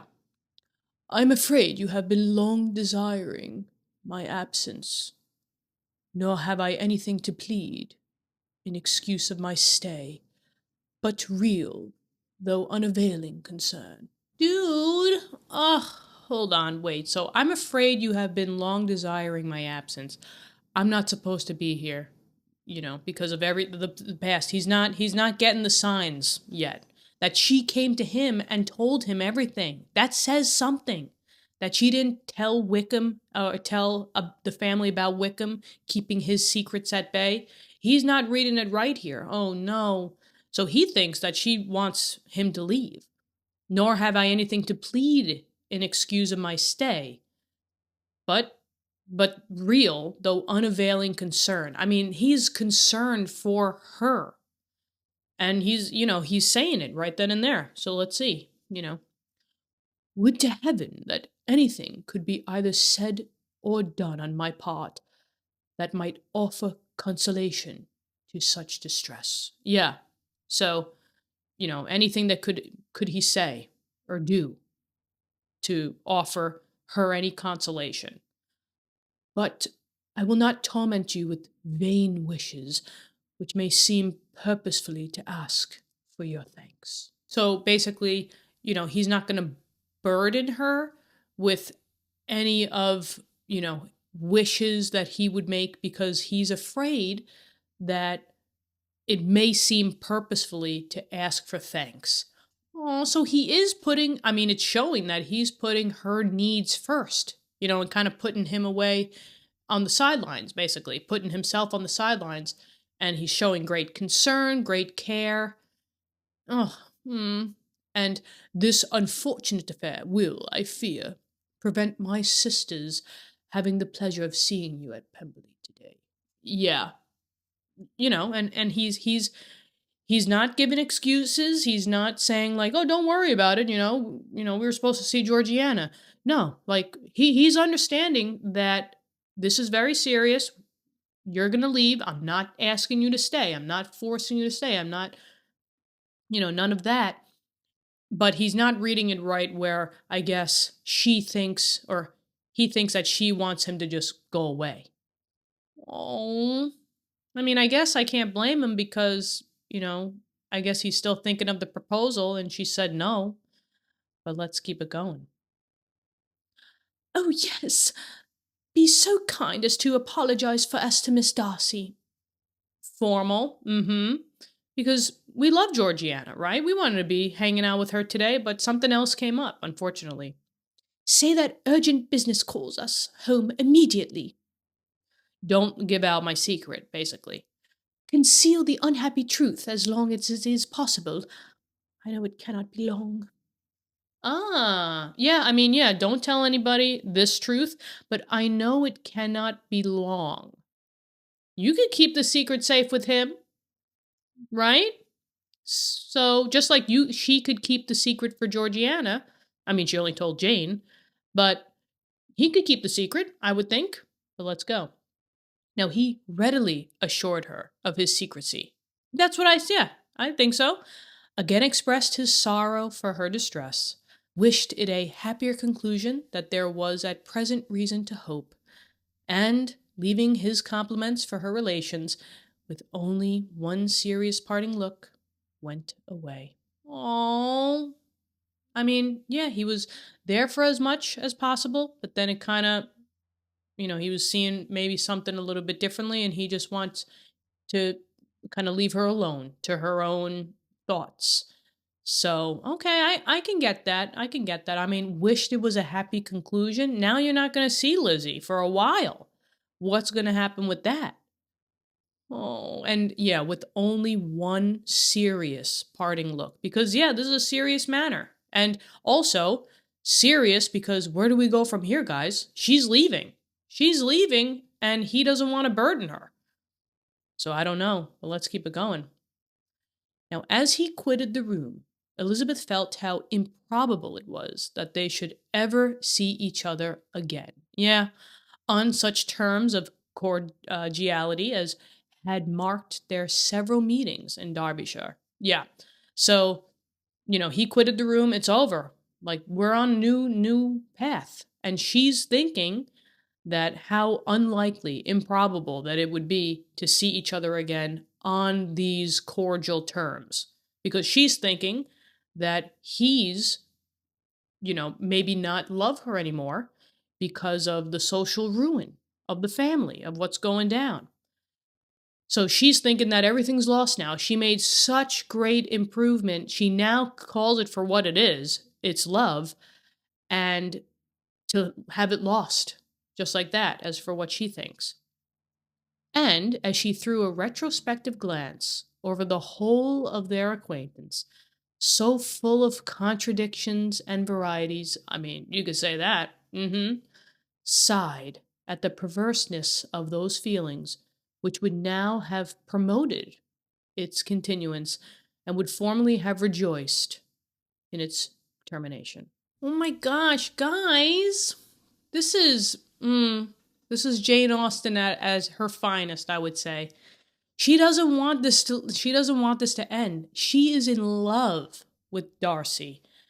And now she's thinking that, it might not, the love might not persist. And she's throwing retrospective glances. She's looking at what happened, their history beforehand, over the whole of their entire acquaintance, the proposal, first impressions, all of that. So full of contradictions. I mean, yeah. And she sighed at the perverseness of those feelings, which would now have promoted its continuance. She wants to keep loving Darcy, and she wants to have the relationship flourish and,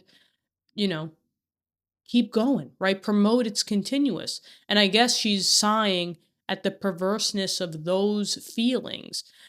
So she's like, how did I go from, first impressions, totally he's a proud dude and stuff like that, to now I truly do love him.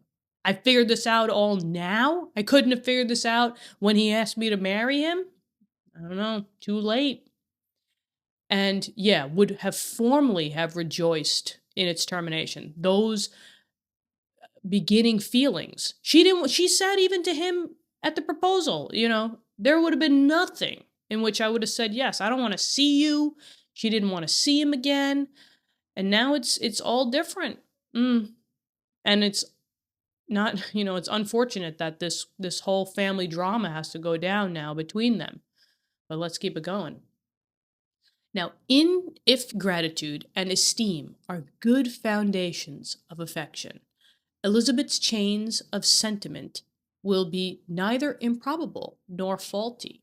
So now this is interesting, because if gratitude and esteem, which now Elizabeth totally has for Darcy, if those things are good foundations of affection, so I'm assuming love. Love comes from being grateful for the other, that they're loving you as well.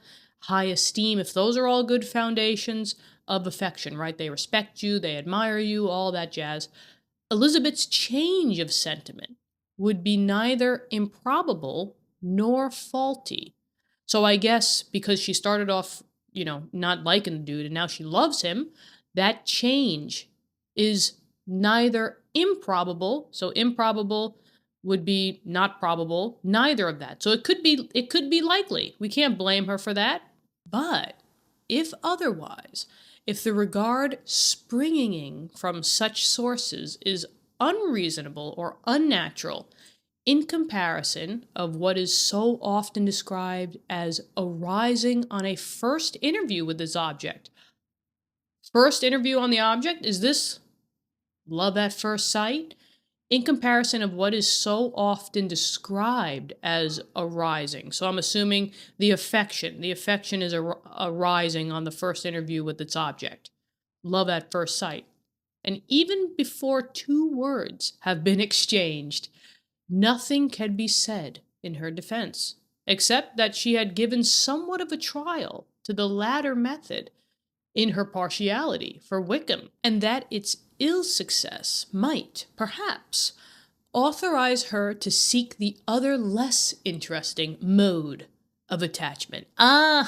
Yes, because it says here that she had given somewhat of this trial, love at first sight, to the latter method, the love at first sight, the one that was said before, in her partiality for Wickham. And yes, that is true, right? That she fell for Wickham. He talked it up for 1 second, and she was like, tell me more. But apparently that didn't work out. And now this one of having her first impression, revamping it completely to fall in love with him after she knows his character, that, according to Jane Austen, is the less interesting mode of attachment, which she authorizes on. So maybe Jane Austen to us has kind of given us maybe some words of the wise here, is to really know someone before you jump into anything with them. Because over time, you get to know them, right? Don't be falling in love at first sight. First get to know them, and then make your own decisions as per what, Jane Austen is saying here. To each his own, but it's always good to know somebody before jumping into something, a little deeper. So, and I think that's what this is basically talking about. So cute. So it seems like the love at first sight, even though it's definitely the more interesting mode, doesn't maybe work. And you got to go through the whole roller coaster of a ride to arrive at the true love. But let's continue on. Now, be that as it may, she saw him go with regret. Yeah, I mean, she does not want him to leave that room, but, he is a respectable dude who sincerely loves Elizabeth. That's what I'm saying.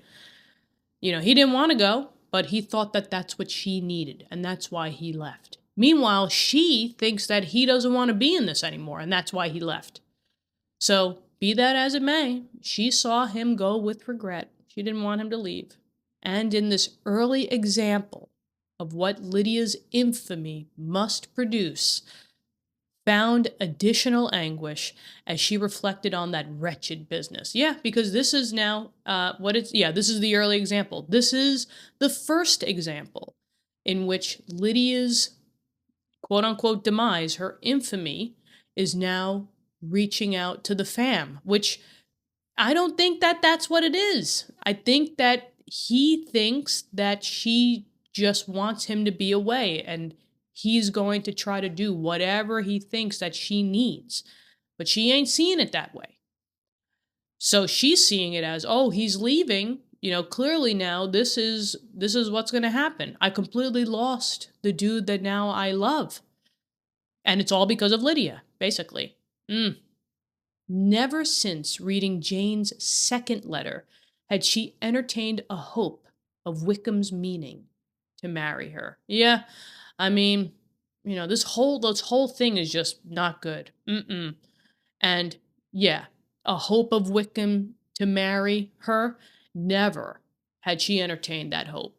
That I don't think it's going to happen. And because there's not going to be a marriage, that the whole family ruin is going to happen.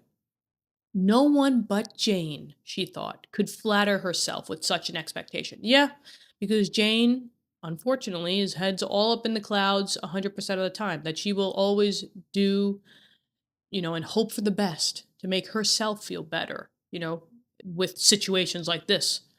Surprise was the least of all her feelings on this development. Yeah, surprise. I would not say surprise is an emotion here.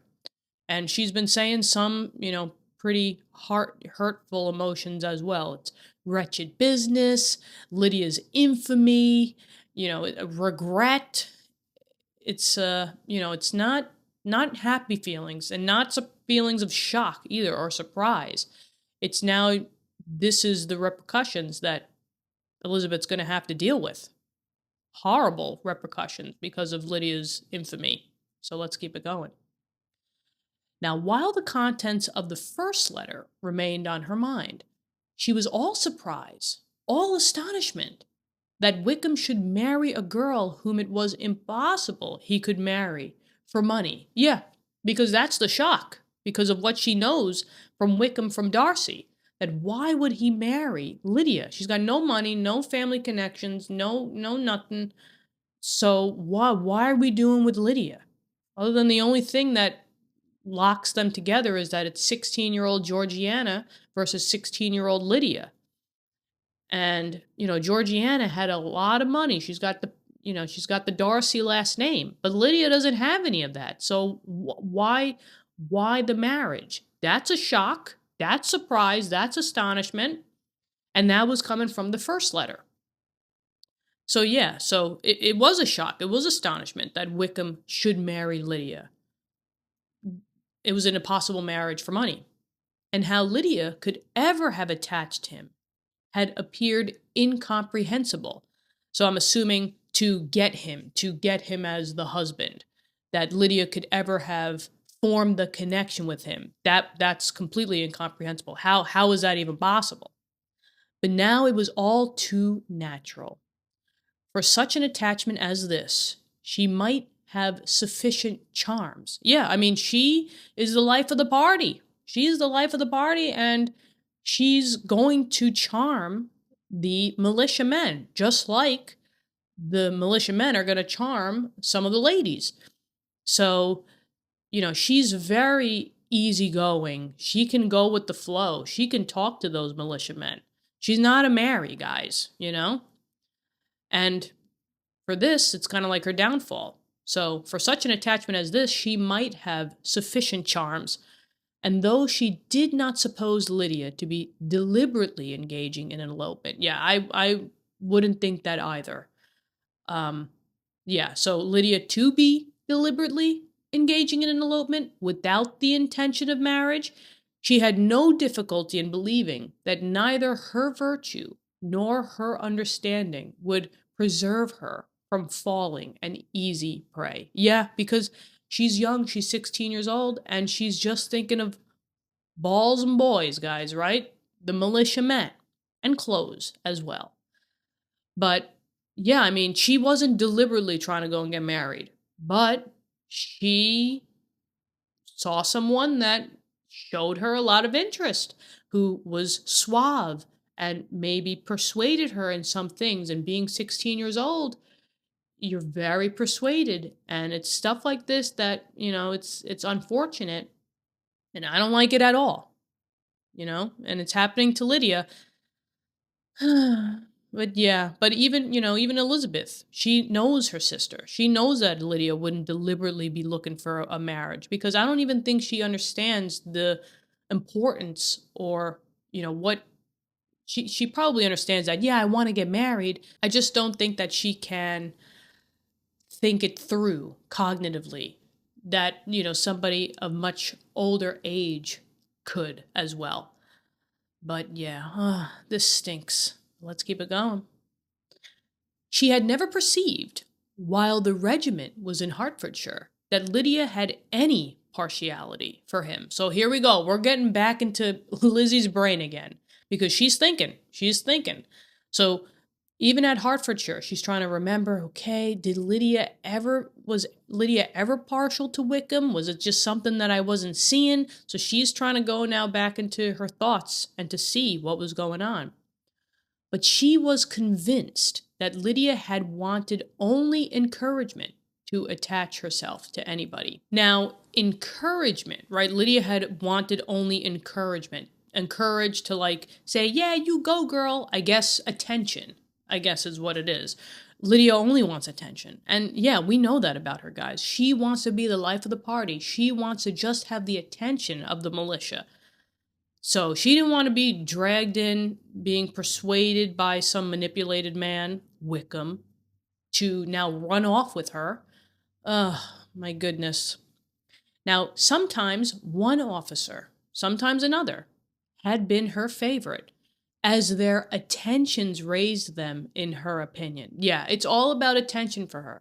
And attention is much more of a primitive type of emotion as contrasting to the emotions that come about with actual marrying someone, right? Anyone, you could try to get, anyone's attention, but to actually be with someone, pick someone, choose someone to marry, I don't think Lydia understands that.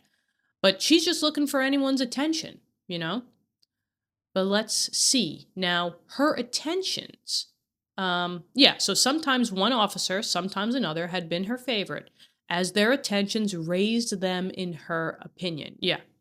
Her affections had been continually fluctuating, but never without an object. Yeah, so she's having fun with this guy, she's having fun with this guy. It does not matter to her. She just wants the attention, and with the attention comes affection.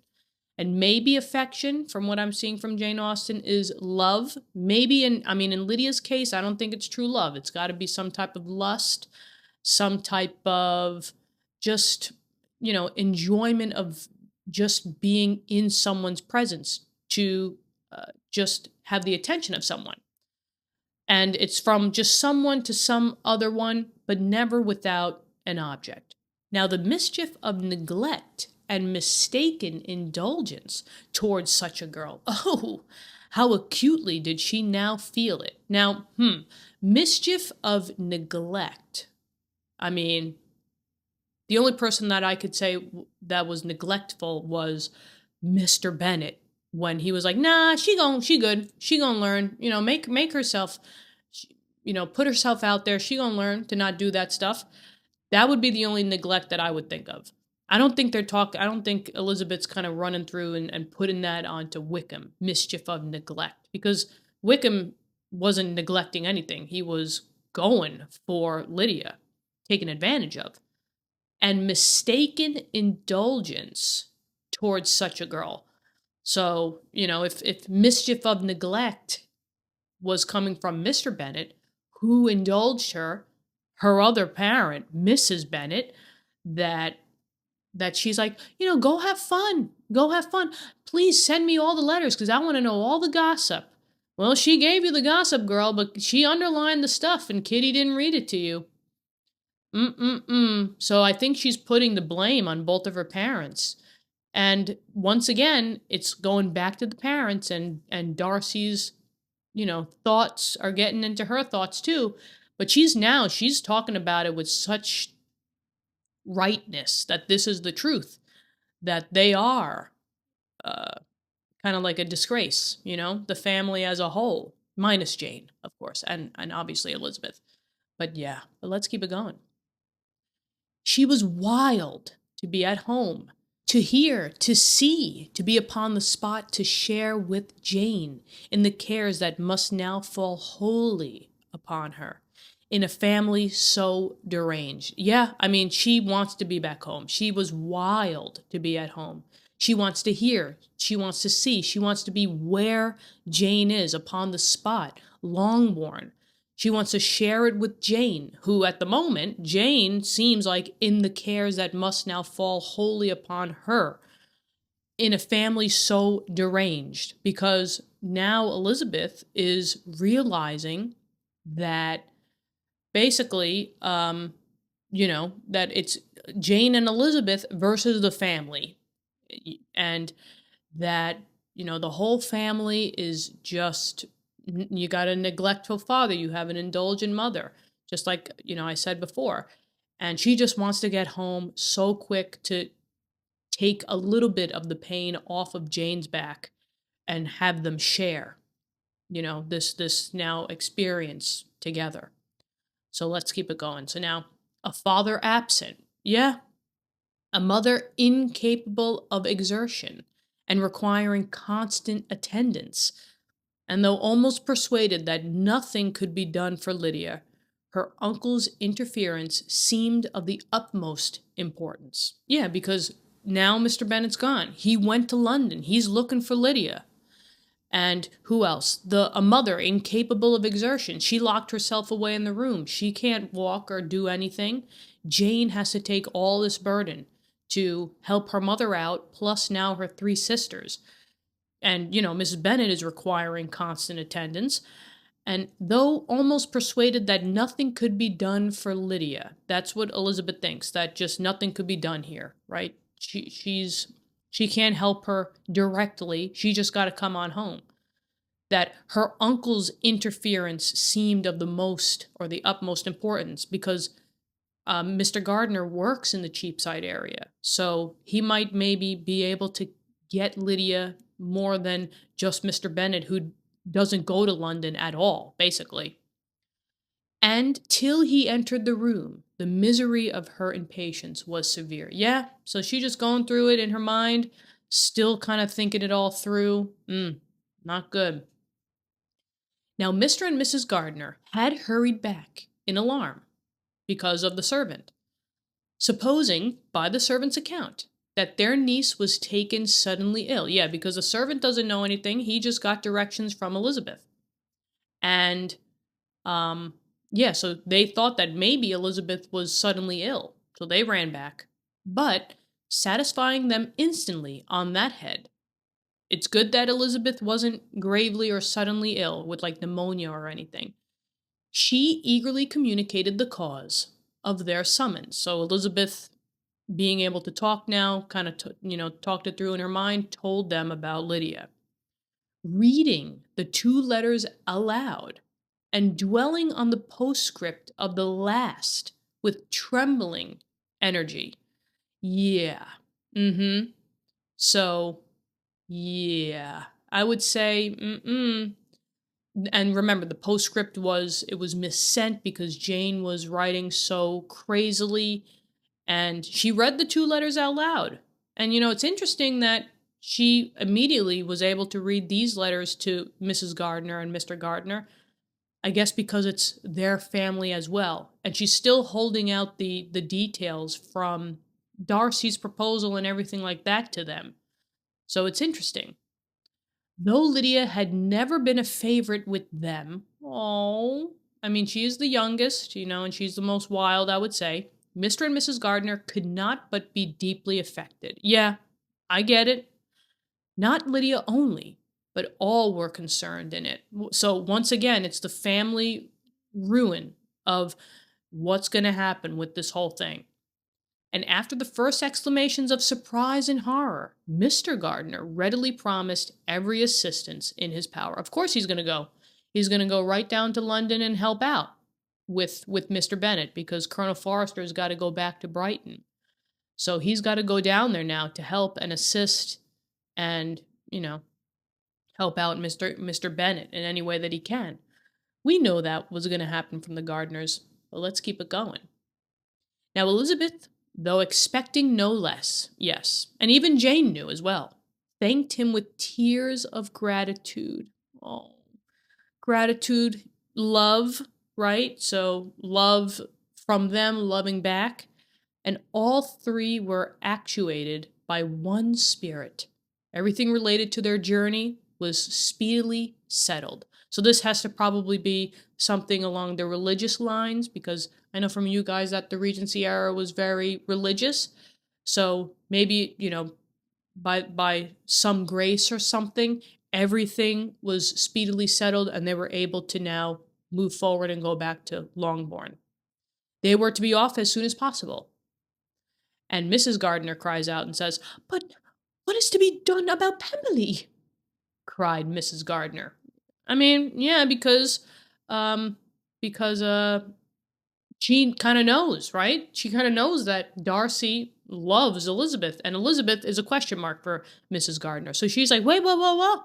We're going to go soon, but what's going to be going on at Pemberley?" And she says, "John told us Mr. Darcy was here when you sent for us. Was it so?" "Oh, so John's the servant. So John said, Darcy was here when you sent us. What happened? Where's he at? Why'd he leave?" And Elizabeth says, "Yes, and I told them we should not be able to keep our engagement. That is all settled." Now, I think the engagement that they're talking about, she didn't say anything of the end all be all, like, "I don't want to see you again. I know you probably don't want to see me again. Let's just stop this right now." I think the engagement was to see Georgiana, because that's what Darcy said, like, "Hey, you're not going to be able to see Georgiana today." And she's like, "Oh yes, just tell her, some family stuff came up." And I think that's what she's saying here. I told him we shouldn't be able to keep our engagement. That's settled. And then who comes in now? Ooh, repeated the other. So I guess this is Mrs. Gardner. She says, "What is all settled?" repeated the other, as she ran into her room to prepare. "And are they upon such terms as for her to disclose the real truth? Oh, that I knew how it was." Mrs. Gardner? Okay, it seems like Mrs. Gardner is running into her room. Now, the pronouns here, it says, "and are they upon such terms as for her?" So I don't think that she's talking about, or she's not talking directly at Elizabeth anymore. That she's now getting dressed kind of, now you're talking words under your mouth, maybe. So maybe this is Mrs. Gardner saying "Oh, what is all settled?" As she's, just getting prepared. And she wants to know more. She's like, "What is settled? What's the engagement?" We know from Lizzie's side that it's the engagement of Georgiana, right? Is the engagement meaning they're liking for each other, like they shouldn't like each other anymore, they shouldn't love each other anymore? That's what Mrs. Gardner wants to know. What is all settled? And are they upon such terms as for her to disclose the real truth? Like, what's going on between them? Why isn't she coming out? Because clearly Mrs. Gardner can see it. So she's like, what are the terms? Like, when are we going to know? And that's what she says. Oh, that I knew how it was. She wants to know. She wants to know the details, guys. But let's keep it going. But wishes were in vain. Yes, we're not going to know today because Elizabeth is not worried about that. We got to get back to get Lydia home. Or, at best, could serve only to amuse her in the hurry and confusion of the following hour. Yeah, because we got to get home. Like, that's what it is. We're hurrying home. Everything is confusion. We don't even know what's going on. Had Elizabeth been at leisure to be idle, she would have remained certain that all employment was impossible to one so wretched as herself. So it seems like, there's a lot of confusion. We got to get all of our stuff together. And Elizabeth, I think, is also going in her head again. Had Elizabeth been at leisure to be idle, just to be like chilling, right? Just nothing to do, probably just thinking, right? She would have remained certain that all employment was impossible. She wouldn't be able to do anything. She would just be idle, guys. All employment was impossible to one so wretched as herself. Yeah, I mean, she's going through it. She is going through it. But she had her share of business as well as her aunt, and amongst the rest, there were notes to be written to all their friends at Lambden. Yeah, I mean, that's Mr. and Mrs. Gardner. They can't just leave so quickly, right? They got to write letters to their friends at Lambden saying, something probably came up. We got to leave. Sorry. Oh, yeah, and there it is, with false excuses for their sudden departure. Yeah. So, yeah, she had her share of business as well as her aunt. So the aunt also doesn't want to look bad or have a bad reputation. So she's going to give some notes to the friends that, the acquaintances in Lambden that they were conversing with that, I got to go, So it's interesting. Reputation is everything. Now an hour, however, saw the whole completed. So an hour went past, everything's done. They had an hour to get everything together.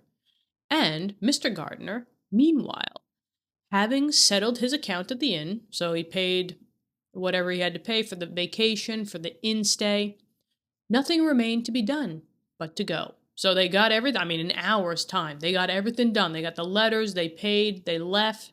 They're, getting in the carriage to go. And Elizabeth, after all the misery of the morning, found herself in a shorter space of time than she could have supposed, seated in the carriage and on the road to Longbourn. So we are going back, guys. We are going back. And yeah, it was one miserable morning. She now is thinking of Lydia, obviously, but the other misery of the morning is now she thinks that Darcy's gone. Darcy's lost. So, yeah. She's in the carriage back and she's going back home. So I'm assuming next chapter we're going to go back to Longbourn and figure this whole thing out. Well, I don't know about you guys, but I think that this chapter was one of the biggest emotional turning points for the whole entire novel. Everything has changed, guys, and it's not just because Lydia ran away, although that's obviously a huge disaster. Everything has changed because Elizabeth now understands her whole heart. And Jane Austen, let me just tell you something. You are so cruel for the timing. The very moment Elizabeth realizes, I could have loved him, it's the very same moment in which she convinces herself that she lost him forever. And that hurts a lot. Now, something else stood out to me in this chapter also. It isn't just a story about Lydia anymore. It's a story about parenting and their choices. Elizabeth doesn't simply blame Lydia. He blames years of neglect, years of indulgence, and years of people laughing at behavior that should have been corrected a long time ago, guys. And now, unfortunately, everyone is paying the price. And that whole thing feels incredibly modern to me. I also have to give some love to Jane. Even though her whole family is falling apart, She's worrying about Colonel Forrester. She's worrying about her mother. She's worrying about inconveniencing Elizabeth. And she's also apologizing for the letters that she's been writing. Jane Bennet, hands down, will probably be one of the most sincere people that I will probably ever read in this journey with you guys. And then there's Darcy. Guys, I don't know if I've seen a character grow so much as he has. He wanted to help. He wished that he could take Elizabeth's pain away. Guys, he never made the moment about himself. He never expected gratitude, and he simply just cared for Elizabeth. And then quietly walked away, maybe thinking that he'll never see her ever again. And that hurt. All right, so you know the drill by now. Let's get some water in, hydrate up with whatever drink of choice you got. And when you are ready, I shall see you for chapter 47. Let's do this, guys. Kiki?